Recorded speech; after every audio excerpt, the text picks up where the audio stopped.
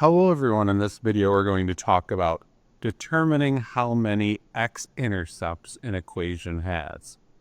So we have two examples here.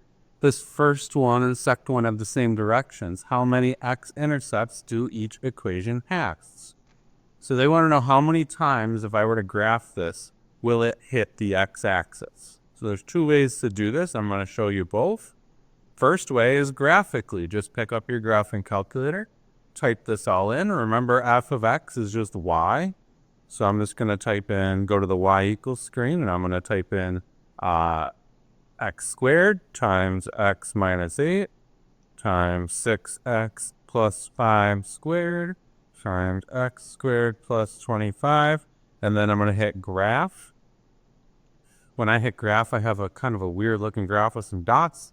So if you don't see a normal graph, go to zoom number 6, which is zoom standard, and hopefully you will see floating here. So I have a goofy looking graph where I just have a blue line going right up and down the middle, and then a blue line going over on the right. So the answers here, it's just really hard to see, right? We're going to try one more thing before we switch to doing it algebraically. We're going to do zoom number 0, which is zoom fit. So that's telling the calculator, hey, I want to see, to the best of your ability, show me what you think is important here. So the calculator did that, but still, it's hard to see, right? So on some of these, it'll be easy to see. It'll be obvious to see. This one, it's really hard to see how many times does it hit the x-axis, right? So we're going to switch to solving this algebraically. And to do that, all you do is set each factor in the problem equal to 0. If we have an x-intercept, that means that it hits the x-axis, which means x is 0. So we're going to set each of these equal to 0, and then we're just going to solve them and see what happens. So when I solve this, I just square root both sides, I get x is 0. So that hit the x-axis once. If I solve this, I do plus 8 to both sides, and I get x equals 8. That hit the x-axis once. This one, I'm going to square root both sides, and I get 6x plus 5 equals 0. And then I subtract 5 from both sides, and I get 6x equals negative 5. And then I divide 6 to both sides, and I get x equals negative 5, 6. So that works. So 1, 2, 3. Now this one, when I go to solve it, I get x squared equals negative 25. And when I square root both sides, I get x equals plus or minus 5i. There's no 5i on the graph, so this one doesn't hit the x-axis, so we don't count that, right? I don't want to go too fast through that. So when I go to solve this, x squared is equal to negative 25, right? I moved the 25 over there. X squared is negative 25. When I square root both sides to solve this, I get x. And when I square root that, I get two possibilities, plus or minus. And because it's negative, it's got an I attached, so 5i. There's no i's on your coordinate graph, right? The coordinate graph has x's and y's. It doesn't have i's. So that is not on the coordinate graph, so we don't count that as an answer. There's two answers there. We can't count either of them.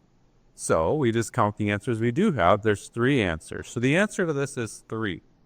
And now going back to the graph, if you look carefully, x equals 0, that's one of the answers right there. X equals 8, that's over here. And x is negative 5, 6, that's over here. So you can see that the graph didn't really help us, but if we look carefully, we'll find the numbers that it was referring to. Let's do the other one really quickly here. This one will go much faster. How many solutions does this one have? So same thing, we're going to set each factor equal to 0. 5 is a factor, so 5 equals 0. And x squared plus 9 equals 0. I can't solve that. There's no x. That's also not a true statement, so yuck. And then this one, we just did a question like that. I'm going to do to minus 9 to both sides. They get x squared equals minus 9.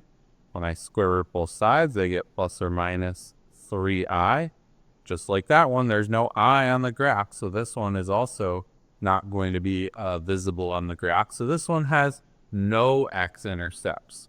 And I think we should be able to visually see this one on the graph.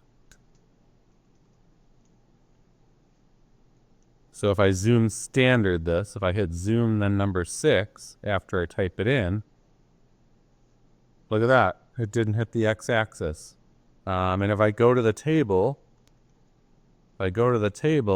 you'll see numbers that will never, ever, ever go from being positive in the y's to negative in the y's. This is never going to hit the x-axis. So this one, the answer was it hits 3 times. It has 3 x-intercepts.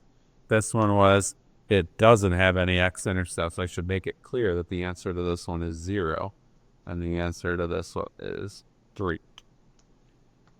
So summary, to solve these, I would try graphically first on your calculator. And if it doesn't work, then do it algebraic. And that's all today. Thanks for watching.